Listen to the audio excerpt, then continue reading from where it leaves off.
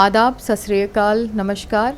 आज हम मौजूद हैं महमूदाबाद हाउस में, जिसको किसी भी इंट्रोडक्शन की ज़रूरत नहीं है, और जिन शख्सियत के साथ हम यहाँ पे मौजूद हैं उनका नाम है डॉक्टर जनाब अली ख़ान महमूदाबाद। इंट्रोडक्शन के मोहताज नहीं हैं। इन्होंने पीएचडी किया है कैम्ब्रिज यूनिवर्सिटी से। इन्होंने यूएसए और सीरिया में भी पढ़ाई करी है और इनका इंटरनेशनल एक्सपोजर भी बहुत ज़्यादा रहा है। इनके जो कुछ इंटरेस्ट्स हैं वो मैं आपके सामने बयान करना चाहूँगी। इनके इंटरेस्ट्स में आता है matters of religious identity, democracy, writing for various publications में इन्होंने द गार्डियन के लिए लिखा है यूके के लिए, हफिंगटन पोस्ट के लिए लिखा है, द टाइम्स ऑफ इंडिया के लिए लिखा है, आउटलुक इंडिया के लिए लिखा है, द स्ट्रेट सिंगापुर के लिए लिखा है, नेशनल जियोग्राफिक के लिए भी लिखा है, और इस तरह के काफ़ी सारे वेरियस पब्लिकेशंस के लिए इन्होंने लिखा है। तो सबसे पहले मैं इनसे इनके इंटरेस्ट्स के बारे में पूछना चाहूँगी।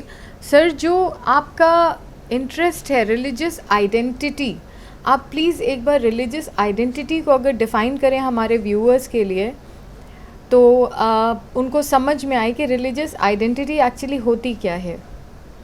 आदाब अर्ज़, बहुत शुक्रिया आपका कि आपने ज़हमत की और बहुत वक्त ज़ाया किया हमारी ज़िंदगी के बारे में बताने की। उस कोई ये सब चीज़ें जो हैं बिरूनी यानी बाहर ज़ाहिरी चीज़ें हैं, कोई यूँ माने नहीं रखती हैं।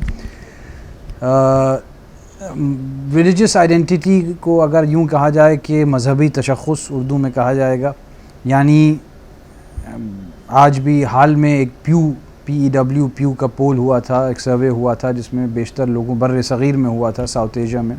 तो उसमें कई लोगों ने कहा कि उसमें एक बात जो निकल के आई कि अभी भी लोग 21वीं सदी में अपने को किसी न किसी धर्म, किसी न किसी मज़हब, मसलक वग़ैरह से मुंसलिक करते हैं, अपने को उससे एक उसका अपना ख़ुद को एक जुज़ समझते हैं उसका। तो गो के मग़रिब में, अमेरिका, बरतानिया, यूरोप वग़ैरह में एक तसव्वुर है कि मज़हबियत और मज़हब का दौर ख़त्म हो रहा है।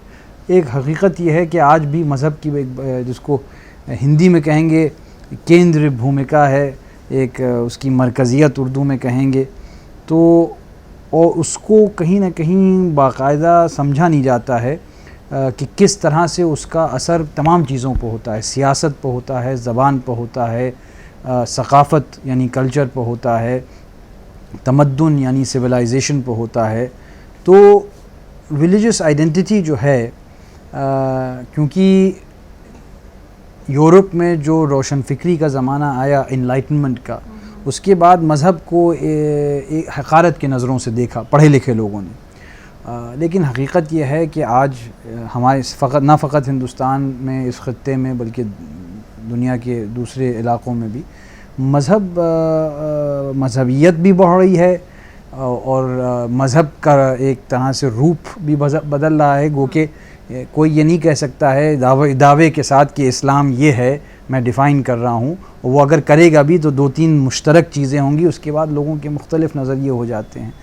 तो क्यों हो जाते हैं, कैसे होते हैं, तारीख़ में क्या हुआ जिसकी वजह से मुख्तलिफ़ राहें निकली, मुख्तलिफ़ मकतब फ़िक्र निकले, मसलक निकली। तो इन सब चीज़ों में हमेशा मुझे दिलचस्पी रही और ख़ुशकिस्मती थी कि जहाँ जहाँ गया इन्हीं के बारे में यानी या तो मज़ीद मालूमात हासिल की या इनके बारे में और जो है और लोगों के नज़रिए मालूम करने की कोशिश की। आज की डेट में जैसे कि हम अपने आप को कभी मॉडरेट मुस्लिम, कभी लिबरल मुस्लिम, कभी ऑर्थोडॉक्स मुस्लिम, ऐसी आइडेंटिटीज़ दे देते हैं जी। तो क्या ये सही है ऐसा करना? नहीं, मेरा अपना हक़ीर नज़रिया तो यही है कि ये जो हाइफिनेटेड आइडेंटिटीज़ होती हैं ये पॉलिटिकल होती हैं और ये नहीं इस्तेमाल करना चाहिए। मुसलमान है, उस पर बहस हो सकती है कि भाई इस्लाम में जो तमाम मसालिक हैं, जो मकतब फ़िक्र हैं, अल्लाह की वहदानियत, तौहीद, हुज़ूर सल्लल्लाहु अलैहि वसल्लम की नबूवत, और वो ख़ातमुन नबिय्यीन थे यानी आखिरी नबी थे, माद यानी हेयर आफ्टर जिसको अंग्रेज़ी में कहेंगे, और कुरान कलामुल्लाह, 4 चीज़ें हर मुसलमान जो है इस पर मुत्तफ़िक़ अलैह राय होगी कि ये चीज़ें हैं। अब उसके बाद बहस होती है। आप अहले सुन्नत में देखिए 4 मकतब फ़िक्र हैं, हनफ़ी, मालिकी, शाफ़िई, हम्बली। शियों में मुख्तलिफ़ अक़साम व अनवा के शिया हैं, इस्नाशरी सबसे ज़्यादा होते हैं लेकिन इस्माइली होते हैं, आगा ख़ानी इस्माइली में होते हैं, फिर बोहरी होते हैं, ज़ैदी होते हैं। ज़ैदी की फ़िक़्ह जो है वो हनफ़ी होती है, अक़ायद उनके शियों के जैसे, इस्नाशरी के जैसे होते हैं। तो बड़ा तनव्वुअ है, तनव्वुअ यानी डाइवर्सिटी है इस आलम इस्लाम में। तो ये सब कहना कि मॉडरेट वग़ैरह, ये एक तरह से आदमी सोचते हैं कि असल में आदमी की ये कोशिश करता है भाई मॉडरेट मुस्लिम अगर कोई अपने को कह रहा है तो वो क्या बता रहा है या बता रही हैं। या तो ये कह रही हैं कि मैं ज़्यादा यानी मुसलमान मैं हूँ या मैं हूँ, अगर कोई शख्स कह रहा है लेकिन मैं पाबंद नहीं हूँ ज़्यादा मज़हब का, या कह रहे हैं कि नहीं मैं मुसलमान तो हूँ लेकिन मेरी सियासत जो है वो मॉडरेट है या तरक्की पसंद है। तो क्वालिफ़ाई करने की ज़रूरत नहीं है। ये उम्मत जो है, मिल्लत मुस्लिमा जो है वो एक उम्मत है और उसमें मुख्तलिफ़, हुज़ूर की हदीस है, बहुत मशहूर हदीस है कि मुख्तलिफ़ फ़िरक़ों में बटेगी ये उम्मत, तो वो भी ज़ाहिर है सबके सामने है। तो इसको क्वालिफ़ाई करना एक सियासी एक्ट है और आलम ये ख़ासकर 9/11 के बाद, 2001 के बाद जो एक माहौल बना बैनुल अक़वामी सतह पर इंटरनेशनली, वो ये था कि लोग एक तरह से आतंकवाद से, दहशतगर्दी से, टेररिज्म से अब ख़ुद को दूर करने के लिए कहने नहीं नहीं हम तो भाई मॉडरेट मुस्लिम हैं, प्रोग्रेसिव मुस्लिम हैं। भाई नमाजी, जैसे मसलन मुझसे लोगों ने पूछा, मैं कहीं सफ़र कर रहा था, भाई आप मज़हबी हैं या नहीं? भाई आपसे क्या मतलब? आप किसी हिंदू से पूछते हैं कि आप मज़हबी हैं? अच्छा, मज़हबी होने की अलामत क्या है? टीका लगाना है या कलावा पहनना है या मुसलमानों में टोपी रखना है या दाढ़ी ये सब तो नहीं है। ये सब तो वो भी आदमी कर सकता है जो अंदर से कुछ ना माने। तो मुसलमानों को बादिल नाखास्ता मजबूरन लोगों के हमलों की वजह से ये सफाई देना पड़ी कि हम वो वाले मुसलमान नहीं हैं। तो ये एक दिफाई जहनियत, ये एक डिफेंसिव एक किस्म की जहनियत बनी और यहूदियों से कोई नहीं पूछता है, ईसाइयों। आप आजकल सिर्फ मुसलमान, आप दुनिया में सफ़र कीजिए तो मुसलमान ही की दाढ़ी देख के या हिजाब देख के या इन चीज़ों को देख के पूछा जाता है कि भाई आप मजहबी हैं क्या? आइडेंटिटी। तो क्यों मज़हब? भाई इससे क्या डर है? अच्छा, और अगर किसी के दाढ़ी है या अगर किसी के गट्ठा है या अगर किसी का हिजाब है तो इसके क्या माने ये हैं कि वो लेफ्टिस्ट नहीं हो सकता है या प्रोग्रेसिव नहीं हो सकती हैं या सेक्युलर नहीं हो सकती हैं? ऐसा नहीं है। तो बिल्कुल हो, आप मजहबी भी हो सकती हैं और आप एक बहुत यानी तरक्की पसंद सियासत की हिमायत भी कर सकती हैं। तो ये जो तज़ाद पैदा किया गया है, ये एक बैनुल अक़वामी ये जो वॉर ऑन टेरर वग़ैरह वग़ैरह इसकी वजह से है। मेरे ख़्याल से गुरेज़ करना चाहिए। मुसलमान है, ये कहने की ज़रूरत ही नहीं है कि रेडिकल है या मॉडरेट है या ऑर्थोडॉक्स है या कंजर्वेटिव है या प्रोग्रेसिव है या लेफ्टिस्ट है या लिबरल है या बहुत बेहतरीन जवाब आपकी तरफ से।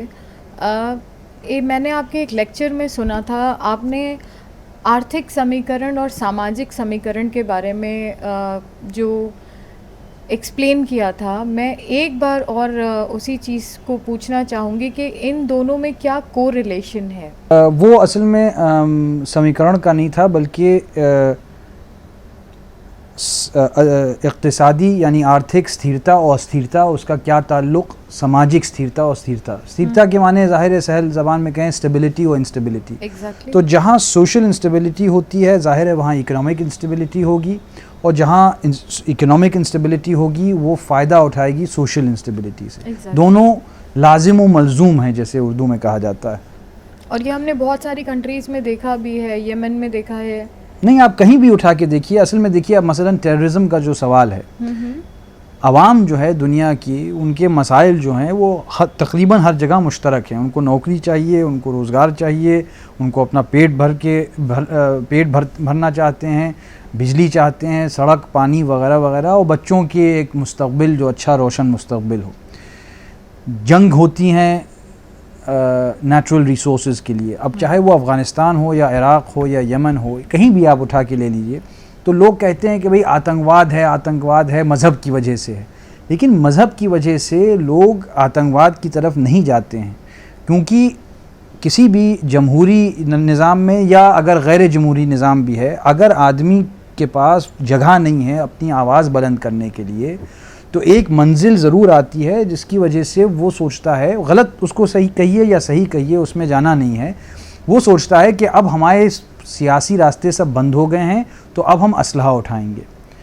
तो लेकिन जो असलहा उठाने के वजूह हैं वो मज़हब नहीं है, वहाँ तक पहुँचाने के जो वजूह हैं वो हैं कि उसको रोज़ी रोटी नहीं मिलती है, उसके यहाँ बिजली नहीं आती है, खाना जंगी का आलम है, उसके यहाँ बुनियादी सहूलतें नहीं फराहम हैं। आप कहीं भी ले लीजिए, फ़िलिस्तीन लीजिए, इराक़ लीजिए, सीरिया लीजिए, यमन लीजिए, अफ़गानिस्तान लीजिए, मज़हब देखिए ये जो एक ग्लोबल वॉर ऑन टेरर है ये एक बहुत बड़ा ढोंग है।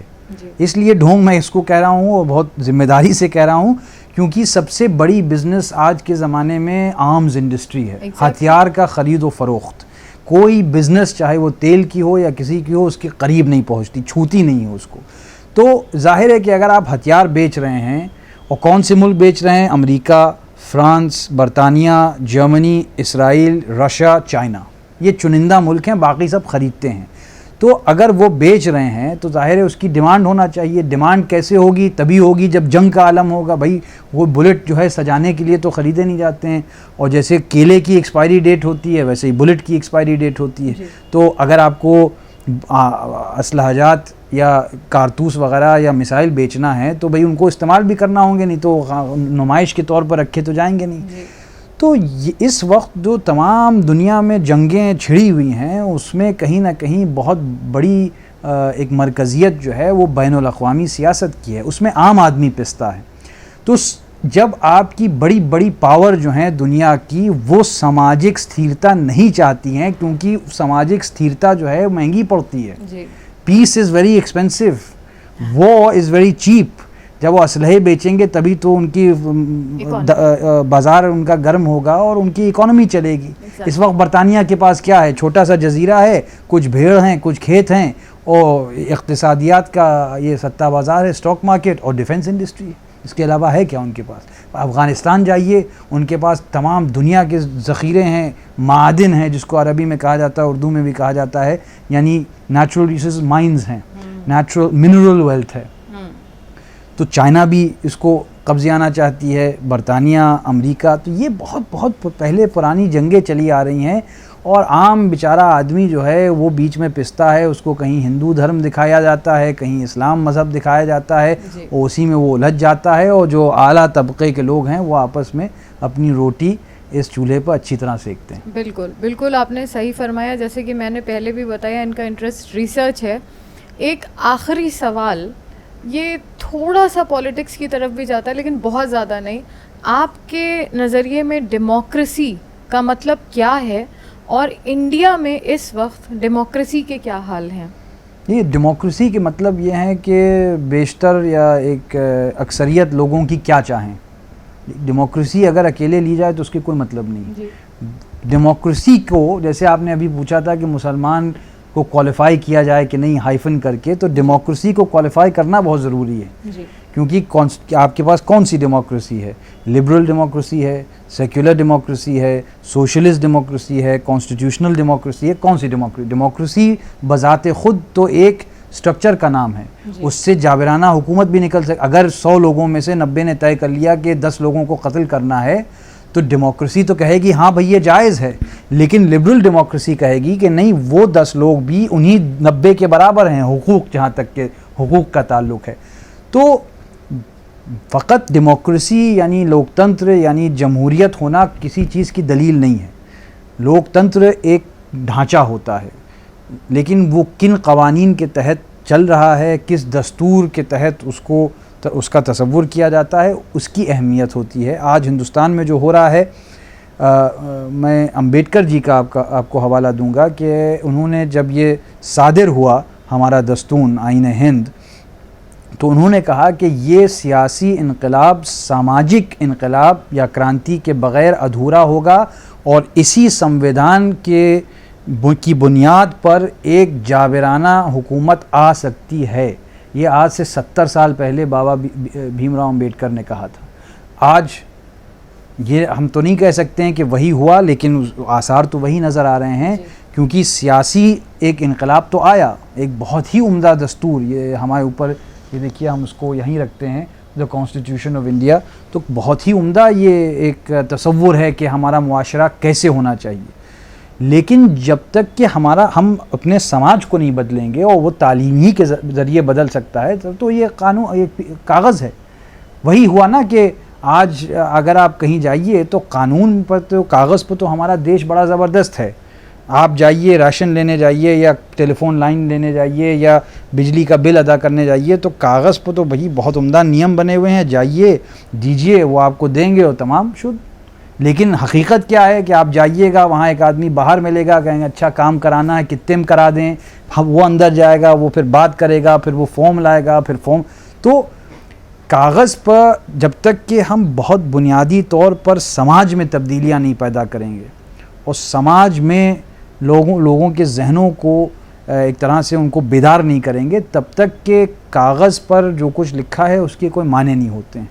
और वही जो बाबा साहब ने कहा था, वो मैं खुद अपनी बात क्यों कहूँ, उन्होंने बिल्कुल सही कहा। और सोशल रेवोल्यूशन नहीं आया, आज भी हमारे यहाँ तमाम किस्म के तासुब हैं, धर्म का, मज़हब का, रंग का, नस्ल का, ज़ात का, जिन्स का, जेंडर जिसको कहते हैं, तो ये सब तासुबात हैं, और इनको हमने मिटाने की कोशिश नहीं की है, क्योंकि इन्हीं के बिना पर हमारी सियासत होती है। बिल्कुल। जैसे कि आपने बात करी कि हम लोगों को इसके बारे में नॉलेज की बहुत ज़्यादा ज़रूरत है, तो आज के इंटरव्यू से मुझे लगता है कि लोगों को नॉलेज मिली होगी। और मैं बहुत खुश हूँ उन स्टूडेंट्स के लिए जिनको कि आप अशोका यूनिवर्सिटी में पढ़ाते हैं, उनको कितनी नॉलेज मिलती होगी आपके इस इल्म के समंदर से। वो खैर आपको उनसे पूछना पड़ेगा, शायद वो इतने खुश ना हों, लेकिन क्योंकि शायद होमवर्क वगैरह ज़्यादा ही होता होगा, लेकिन शायद कुछ तो 10-20% उनको अच्छा लगता होगा। जिस तरीके का आपका बोलने का अंदाज़ है और जिस तरीके से आप एक्सप्लेन करते हैं चीज़ों को, उससे सामने वाले का अटेंशन बहुत ज़्यादा, ये तो मेरा ख़ुद का मानना है, मेरा अटेंशन का जो स्पैम है वो बहुत कम है, लेकिन मेरा अटेंशन अगर बना रहा तो आई एम श्योर स्टूडेंट्स का भी बना रहता होगा। नवाज़िश आपकी। तो इस नॉलेज की, इस तालीम की बहुत ज़्यादा ज़रूरत है, ख़ासकर आज की डेट में जब हम चारों तरफ देख रहे हैं अस्थिरता जिसकी हमने बात करी। तो आज इन्होंने जितने अच्छे तरीक़े से एक्सप्लेन किया इस मौजू को, इस टॉपिक को, हम चाहेंगे कि हम और भी इनसे इंटरव्यूज़ लें फ्यूचर में, और भी इनके इल्म के समंदर से कुछ बूंदें हम भी आपके साथ शेयर करते रहें। तो डॉक्टर अली ख़ान साहब, आपका बहुत बहुत शुक्रिया आज हमारे साथ इंटरव्यू करने के लिए। Thank you. और इंशाल्लाह मैं उम्मीद करती हूँ कि हम फिर मिलेंगे। ज़रूर इंशाल्लाह। Thank you very much sir.